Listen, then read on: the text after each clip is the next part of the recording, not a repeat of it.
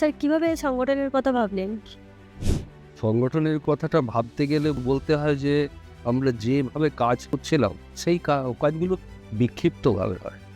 আগেও বলেছি যে অ্যাকচুয়ালি কোনো প্রজেক্ট রোডস হোক বা আমাদের বিল্ডিং বা lease combination of all sites, একজন এলবিএস, একজন আর্কিটেক্ট, একজন স্ট্রাকচারাল ইঞ্জিনিয়ার, একজন টেকনিক্যাল ইঞ্জিনিয়ার। আমরা দেখলাম যে যে যে কাজ মানে আমাদের যে পেরিফেরিটা আমরা আছি সেই পেরিফেরিটা দেখতে পাচ্ছি যে এটা নেই, কম্বিনেশনটা। ফার্স্ট আমরা চিন্তা করলাম যে আমরা একটা ঠিক পরিবার যেরকম হয় ঠিক সেরকম সেইভাবে প্রত্যেকের পার্সোনাল জায়গা আছে, পার্সোনাল প্রফেশনাল প্রত্যেকের আছে, কিন্তু কমন একটা জায়গায় আমরা কিন্তু প্রত্যেকের সঙ্গে সম্পর্ক আছে। কিছু কাজ আমরা কম্বাইন্ডভাবে করি, আর কিছু কাজ যদি কম্বাইন্ড নাও হয় personally we are connected to each আদার।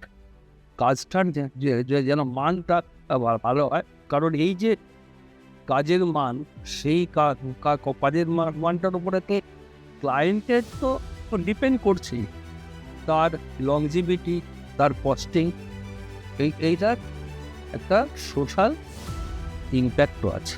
একটা রোডস বা একটা ব্রিজ, আমি একটু বড় ভাবছি, একটা ব্রিজ তৈরি হয়, আমরা কয়েকজন কানেক্টেড আছি।